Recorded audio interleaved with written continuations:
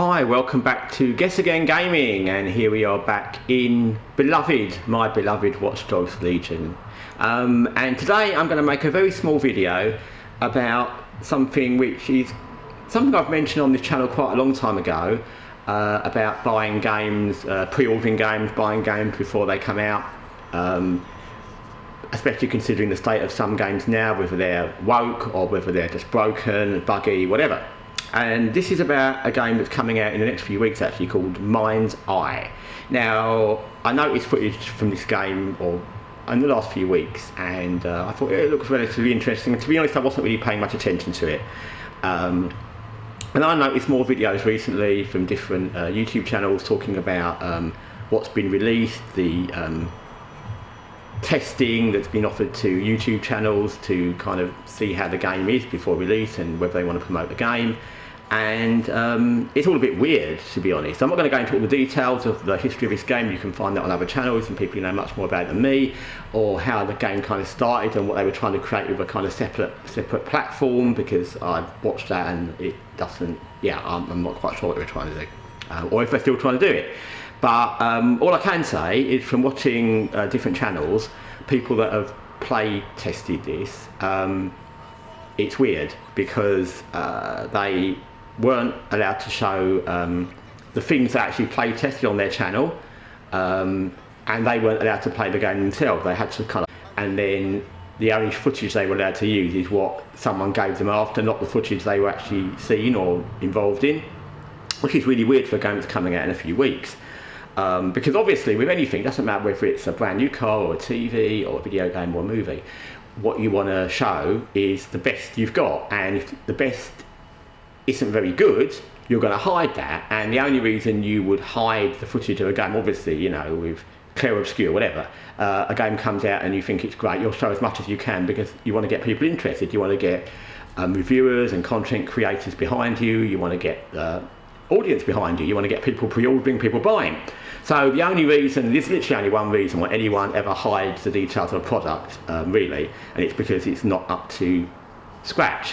So yeah, that's all very weird. I actually saw somewhere that someone said that in one of the playthroughs that someone was watching, because they weren't allowed to play it themselves, the person doing it, who works for the studio, used like an invisibility mode because they didn't want to get their themselves killed, which again is weird because you want real gameplay where people are actually playing it, and if they were getting shot, they'd be getting shot, because you'd hope the game was optimized for the fact that if you were playing it well and someone connected with a studio would know how to play it, they wouldn't be getting killed. So that again is a kind of a red flag.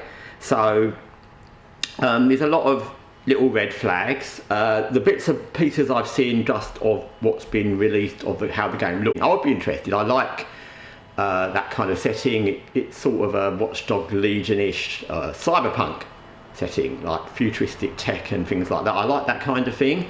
So it's a game I would have liked, but it just looks dubious, and it looks like a big scope game. Another thing I read which was odd, and I just saw little bits of trailers for this over time, and I wasn't paying much attention, like I said, and I assumed it was, I know it's meant to be an open world game from what I've seen and read, and I assumed it was going to be open world games such as Cyberpunk or Watch Dogs Legion or anything else where you've got, you know, numerous hours and tons of content.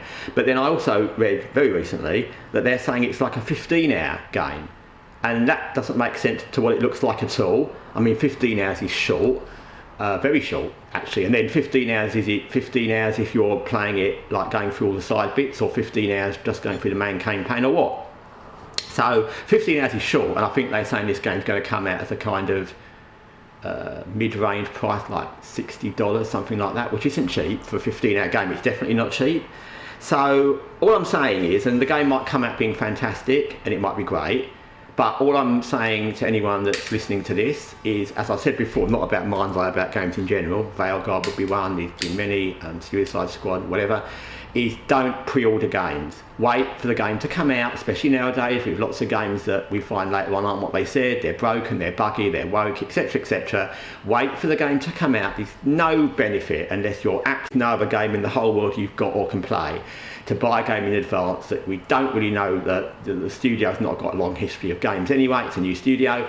Just wait for the game to come out, give it a week, wait for the playthroughs online. If you don't believe creators, wait for just average guys to play through it online and watch their tiny channels playing like me, playing like 5 minutes of a game, than just someone you see who's actually enjoying the game.